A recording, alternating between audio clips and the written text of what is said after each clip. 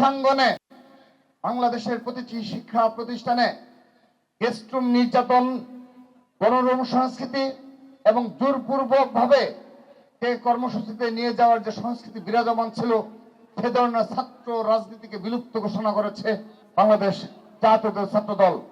অর্থাৎ ছাত্র দলের কোনো কর্মসূচিতে কোনো শিক্ষার্থীকে জোরপূর্বক ভাবে অংশগ্রহণ করতে বাধ্য করা যাবে না। মনোনীত প্রার্থী এবং আমাদের গুমের শিকার সুমন ভাইয়ের শ্রদ্ধেয় বোন সানজিদা আলম তুতুলিয়াপুর সহ উপস্থিত বাংলা কলেজের সোনালী অতীত, তাদের রক্ত শ্রম ঘামে বাংলা কলেজ ছাত্রদল আজ এই জায়গায় এসেছে এবং বিগত প্রতিটি স্বৈরাচার এবং ফ্যাসিস্টের বিরুদ্ধে যারা বলিষ্ঠ কণ্ঠস্বর ছিল এই বাংলা কলেজ ক্যাম্পাস এবং এই সংলগ্ন এরিয়াতে, সেই শ্রদ্ধেয় বাংলা কলেজ ছাত্রদলের সাবেক নেতৃবৃন্দ এবং আমার সম্মুখে উপস্থিত বাংলা কলেজের সকল পর্যায়ের নবীন শিক্ষার্থীবৃন্দ সবাইকে আমি আমার ব্যক্তিগত পক্ষ থেকে এবং বাংলাদেশ জাতীয় ছাত্রদলের পক্ষ থেকে অনেক শুভেচ্ছা এবং অভিনন্দন জানাচ্ছি। সম্মানিত উপস্থিতি, এই সকাল থেকেই আমাদের নবীন শিক্ষার্থীরা এই নবীন বরণ অনুষ্ঠানে উপস্থিত রয়েছে এবং তারা সবার বক্তব্য মনোযোগ সহকারে শুনছে এবং তারা তাদের মাঝে প্রাণোচ্ছল বিরাজ করছে। কিন্তু যেহেতু দীর্ঘ সময় হয়েছে, আমি সংক্ষিপ্তভাবে আমার বক্তব্য শেষ করব। সেজন্য আমি শুরুতেই ছাত্র দলের যে প্রতিশ্রুতি রয়েছে, বিগত সময়ে প্রতিটি গণতান্ত্রিক আন্দোলন সংগ্রামে ছাত্র দলের যে ইতিহাস রয়েছে, সেই ইতিহাস সম্পর্কে আমি জানার আহ্বান জানাচ্ছি, বিশ্লেষণ করার আহ্বান জানাচ্ছি এবং এই সর্বশেষ 24শে জুলাই আগস্টের গণঅভ্যুত্থান পরবর্তী বাস্তবতায় ছাত্র দলের যে প্রতিশ্রুতিগুলো রয়েছে, সেই প্রতিশ্রুতিগুলো আমি আপনাদের মাঝে ব্যক্ত করছি। সেই প্রতিশ্রুতিগুলো অন্যতম হলো শিক্ষাঙ্গনে বাংলাদেশের প্রতিটি শিক্ষা প্রতিষ্ঠানে গেস্টরুম নির্যাতন, গণরুম সংস্কৃতি এবং জোরপূর্বক ভাবে কর্মসূচিতে নিয়ে যাওয়ার যে সংস্কৃতি বিরাজমান ছিল, সে ধরনের ছাত্র রাজনীতিকে বিলুপ্ত ঘোষণা করেছে বাংলাদেশ জাতীয় ছাত্র দল। অর্থাৎ ছাত্র দলের কোনো কর্মসূচিতে কোনো শিক্ষার্থীকে জোরপূর্বক ভাবে অংশগ্রহণ করতে বাধ্য করা যাবে না। যদি সে ধরনের কোনো অভিযোগ আমরা পাই, আমরা সাথে সাথে ব্যবস্থা নেই। এটি শুধুমাত্র বাংলা কলেজের ক্ষেত্রে নয়, এটি বাংলাদেশের সকল শিক্ষা এই কথাটি প্রযোজ্য এবং সেই কথাগুলো আমরা বিগত 1.5 বছর আমরা প্রমাণ করেছি শিক্ষার্থীদের নিকট যে ছাত্রদল বাংলাদেশ থেকে গণরুম, গেস্টরুম সংস্কৃতি এবং সেই সাথে জোরপূর্বক ভাবে কর্মসূচিতে অংশগ্রহণে বাধ্য করার যে রাজনৈতিক কালচার ছিল, সেই কালচারকে বিলুপ্ত করতে সক্ষম হয়েছে। সেই সাথে সকল ধরনের ক্যাম্পাস কেন্দ্রিক সন্ত্রাস এবং অপরাধমূলক যে কর্মকাণ্ড বিগত সময়ে আমাদের সাধারণ শিক্ষার্থীরা দেখেছে, সেই সংস্কৃতি থেকে বেরিয়ে এসে নতুন ধারার ক্যাম্পাস বিনির্মাণে ছাত্রদল অগ্রভাগে ভূমিকা পালন করে চলেছে। সংগ্রামী উপস্থিতি, ক্যাম্পাসে ও আবাসিক হলগুলোতে প্রশাসন কর্তৃক শিক্ষার্থীদের জন্য নিরাপদ আবাসন, পুষ্টিকর খাদ্য, বাসযোগ্য কক্ষ এবং পড়াশোনা উপযোগী পরিবেশ নিশ্চিত করার লক্ষ্যে ছাত্রদল ভূমিকা পালন করে চলেছে। ধর্ম, বর্ণ, জাতিসত্তা, নারী পুরুষ নির্বিশেষে সকল বাংলাদেশী নাগরিকের জন্য সাম্য, মানবিক মর্যাদা ভিত্তিক এবং সামাজিক ন্যায় বিচারের ভিত্তিতে একটি জনকল্যাণমুখী রাষ্ট্র প্রতিষ্ঠা নিমিত্তে ছাত্রদল কার্যকর ভূমিকা পালন করে চলেছে। বাংলাদেশের স্বাধীনতা, সার্বভৌমত্ব, জাতীয় স্বার্থের সুরক্ষা এবং জাতীয় ঐক্য নিশ্চিতকল্পে ছাত্রদল অগ্রভাগে ভূমিকা পালন করেছে। সেই সাথে বেকারত্ব দূরীকরণে রাষ্ট্র কর্তৃক কর্মমুখী প্রযুক্তি নির্ভর শিক্ষা ব্যবস্থা চালু করার লক্ষ্যে ছাত্রদল জোরালো উদ্যোগ গ্রহণ করে চলেছে। সেই সাথে আমরা আশাবাদ ব্যক্ত করছি, বিএনপির ভারপ্রাপ্ত চেয়ারম্যান জনাব তারেক রহমান এই 31 দফার আলোকে যে প্রতিশ্রুতিগুলো ব্যক্ত করেছে সেই প্রতিশ্রুতিগুলো সফল বাস্তবায়নে ছাত্রদল আগামীতে সেই ভূমিকা পালন করবে এবং সেই লক্ষ্যে আমরা আমাদের সাংগঠনিক প্রস্তুতি গ্রহণ করে চলেছি। যদি ফেব্রুয়ারিতে একটি অবাধ সুষ্ঠু নির্বাচনের মাধ্যমে বিএনপি সরকার গঠন করতে সক্ষম হয়, সেক্ষেত্রে আমরা আমাদের সকল লক্ষ্য এবং উদ্দেশ্য, সাধারণ শিক্ষার্থীদের সকল অধিকার বাস্তবায়নে, সকল কল্যাণকর পদক্ষেপ গ্রহণে আমরা আরো বেশি সক্রিয় ভূমিকা পালনে সচেষ্ট হবে ইনশাআল্লাহ। সেই সাথে মাদক মুক্ত ক্যাম্পাস এবং মাদক মুক্ত সমাজ গঠনে ছাত্রদল অগ্রণী ভূমিকা পালন করে চলেছে।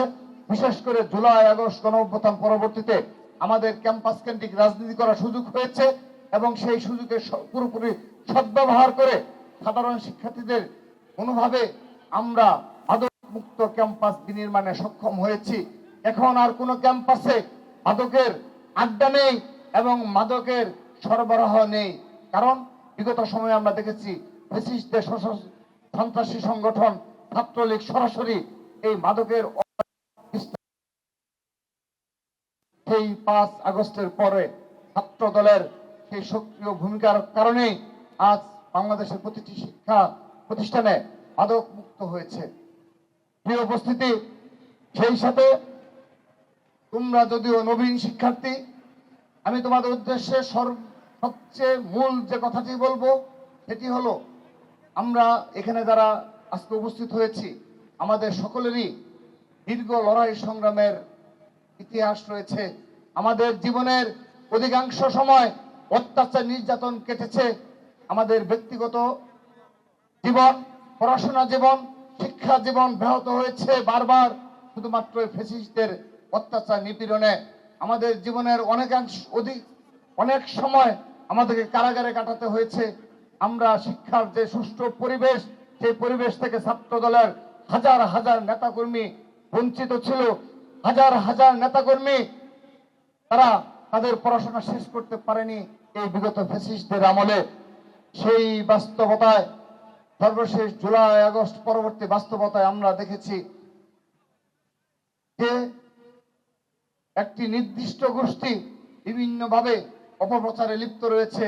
তার আগামী শুধুমাত্র নবীন শিক্ষার্থীর উদ্দেশ্যে সবচেয়ে মূল্যবান যে কথাটি, আমরা এখানে হয়তো আজকে সবচেয়ে রাজনৈতিক ব্যক্তিত্ব দ্বারা সেখানে তোমাদের উপস্থিত হয়েছি, কিন্তু তোমাদের উদ্দেশ্যে মূল কথা হলো, তোমাদের মূল কাজ হলো পড়াশোনা করা।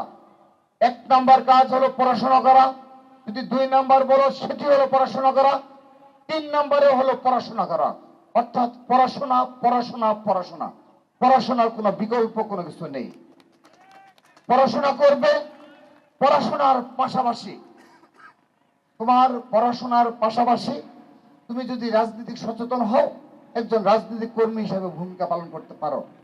অবশ্যই রাজনৈতিক সচেতন হতে হবে, তোমার নিজ অধিকার সম্পর্কে সচেতন হতে হবে এবং সেই সাথে তোমার যদি সাংস্কৃতিক বিকাশে, ক্রীড়া ক্ষেত্রেও সহ অপর ক্ষেত্রে তোমার যদি মনে হয় যে তুমি ভূমিকা পালন করতে সচেষ্ট হবে, অবশ্যই তুমি সেই সকল সেক্টরে ভূমিকা পালন করবে।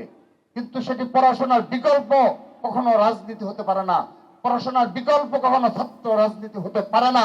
ছাত্রদল সেটা বিশ্বাস করে না, আমরা সেটা ধারণ করি না। সেজন্য আমি সবাইকে পড়াশোনার মাধ্যমেই ক্যারিয়ার গঠনে মনোযোগী হওয়ার আহ্বান জানাচ্ছি। সেই সাথে একজন সচেতন রাজনীতিক কর্মী হওয়ার এবং সংস্কৃতি, ক্রীড়া ক্ষেত্রেও ভূমিকা পালন করবে সেই প্রত্যাশা ব্যক্ত করছি। প্রিয় উপস্থিতি, আপনাদের উপস্থিতিতে আমি আহ্বান করতে চাচ্ছি, আপনারা অবগত রয়েছেন বিগত জুলাই আগস্ট গণঅভ্যুত্থান পরবর্তীতে বিশেষ করে 5 আগস্ট থেকেই একটি নির্দিষ্ট গুপ্ত গোষ্ঠী রয়েছে, যারা বলেছিল যে লেজুর ভিত্তিক ছাত্র রাজনীতি ক্যাম্পাসে থাকবে না। সেভাবে তারা তাদের সেই গুপ্ত সংগঠনের 8-10 জন এই বাংলা কলেজ সহ, এই তিতুমির কলেজ বলেন, ইনক্লুডিং ঢাকা ইউনিভার্সিটি সহ বিভিন্ন শিক্ষা প্রতিষ্ঠানে তারা বলেছিল লেজুর ভিত্তিক ছাত্র রাজনীতি নাকি তারা করে না। কে না কে বা যারা লেজুর ভিত্তিক ছাত্র রাজনীতিতে রয়েছে সেহেতু তাদেরকে ক্যাম্পাসে ছাত্র রাজনীতি করতে দেওয়া যাবে না, সেই প্রচেষ্টা চালিয়েছে তারা। 5 আগস্টের পরবর্তীতে 6 আগস্ট থেকে শুরু করে পুরো আগস্ট মাস, সেপ্টেম্বর মাস, শুধু তাই নয়, তারা শুরুতে বলেছিল আমাদের উদ্দেশ্যে, ছাত্রদলের উদ্দেশ্যে তারা বলেছিল 0% কন্ট্রিবিউশন, 100% সেলিব্রেশন। যে ছাত্র সংগঠনের 142 জন নেতা কর্মী ও সমর্থক হত্যার শিকার হয়েছে এই জুলাই আগস্ট গণ অভ্যুত্থানে, তাদেরকে বলে 0% কন্ট্রিবিউশন, 100% সেলিব্রেশন। সেই গোষ্ঠী বিগত 1 বছরের অধিক সময় ধরে এই লেজুর ভিত্তিক বলে বিভিন্ন ছাত্র সংসদ নির্বাচনে সাধারণ শিক্ষার্থীদের তারা বিভিন্নভাবে বায়াস্ট করেছে এবং আমাদের সম্পর্কে অপপ্রচার চালিয়েছে। গেস্টরুম কালচার, গণরুম কালচার, জোরপূর্বক ভাবে শিক্ষার্থী নির্যাতন, নানাবিধ ভাবে এমন কোন প্রপাগান্ডা নেই যেগুলো ছাত্র সম্পর্কে সোশ্যাল মিডিয়ায় অপপ্রচার করা হয়নি। আমরা আজকের এই বাস্তবতা বলতে যাচ্ছি যে বা যারা যে প্রক্রিয়াতেই এই ছাত্র সংসদ নির্বাচনে তারা জয়ী হয়েছেন, আজকে দেখা যাচ্ছে তারা ইসলামকে বিক্রির ধান্দায় বিভিন্ন জামাতে ইসলামের সমাবেশে তারা বক্তব্য রাখছে, দাঁড়িপাল্লার পক্ষে ভোট চাচ্ছে।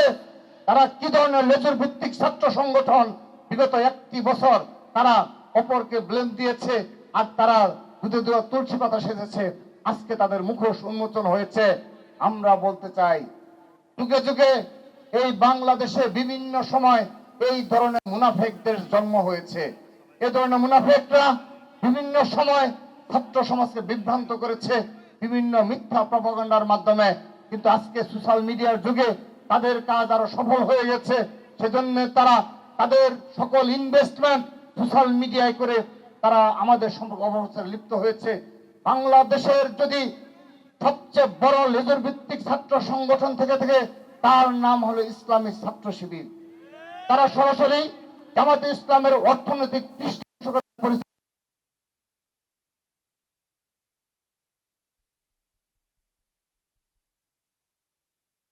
সেক্টরে গরিব কৃষকের কাজে ব্যয় হয় না, কোন গরিব অনাথের পেছনে ব্যয় হয় না, ব্যয় হয় ইসলামী ছাত্র শিবিরের যে সমর্থক রয়েছে তাদের পেছনে ব্যয় করে। তারা একটি নির্দিষ্ট এজেন্ডা বাস্তবায়নের জন্য তারা লিপ্ত রয়েছে।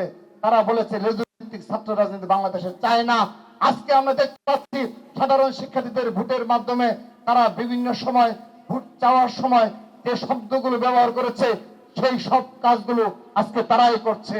আজকে তারা তার কোনো জবাব দিতে পারে না।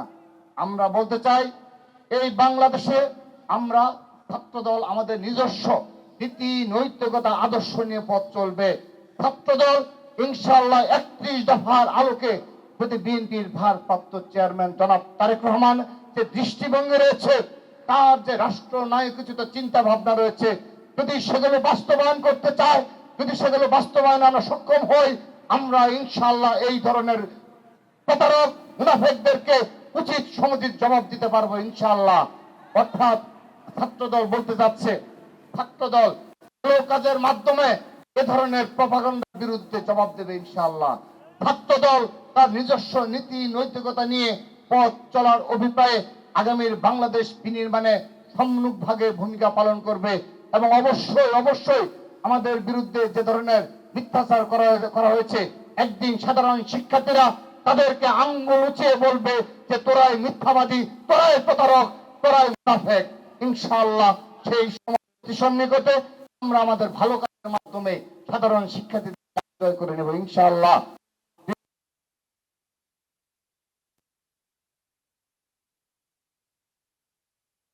ছাত্র সংগঠনের মাঝে যে ঐক্য গড়ে উঠেছিল, সেই ঐক্য আজকে বিলুপ্তের পথে শুধুমাত্র একটা স্বার্থের কারণে। একটি নির্দিষ্ট স্বার্থবাদী গোষ্ঠী এই জুলাই আগস্টকে কুক্ষিগত করে তারা 1971কে ভুলিয়ে দিতে চায়। আমরা বলতে চাই, বাংলাদেশ জাতীয়তাবাদী ছাত্রদল 1971, 1990 সহ 7 নভেম্বর সহ 2024কে বুকে ধারণ করে আগামীর বাংলাদেশ বিনির্মাণ করব এবং এমন ভাবে গণতান্ত্রিক ছাত্র সংগঠনের মাধ্যমে আমরা বিএনপি সহযোগী ছাত্র সংগঠন হিসাবে এমন ভাবে ভূমিকা পালন করব, বাংলাদেশের স্বাধীনতা সার্বভৌমত্ব রক্ষা করব এবং সেই সাথে সাধারণ শিক্ষার্থীর অধিকার বাস্তবায়নে সচেষ্ট থাকবে এবং ছাত্র দলের নেতা কর্মীরা, বিশেষ করে তৃণমূলের নেতা কর্মীরা, তারা অবশ্যই 31 দফার আলোকে বাংলাদেশ বিনির্মাণে আমরাই অগ্রভাগে ভূমিকা পালন করব। সেই আশাবাদ, সেই প্রত্যয় ব্যক্ত করে এবং নবীন শিক্ষার্থীদেরকে আবারও পড়াশোনায় মনোযোগী হয়ে সর্বোচ্চ শিখরে আরোহণ করার স্বপ্ন বাস্তবায়নে এবং সেই সাথে একজন সচেতন নাগরিক হিসাবে নিজেকে বিকশিত করার জন্য আহ্বান জানিয়ে আমি আমার বক্তব্য এখানে শেষ করছি। বাংলাদেশ জিন্দাবাদ, বাংলাদেশের জাতীয়তাবাদী ছাত্রদল জিন্দাবাদ, শহীদ রাষ্ট্রপতি অমর হোক, মা মাটি ও মানুষের নেত্রী আপোষহীন দেশের নেত্রী বেগম খালেদা জিয়া জিন্দাবাদ, বাংলাদেশের অহংকার, বাংলাদেশের অবিস্মরণীয় রাষ্ট্রনায়ক জনাব তারেক রহমান জিন্দাবাদ জিন্দাবাদ। সবাইকে ধন্যবাদ। আসসালামু আলাইকুম।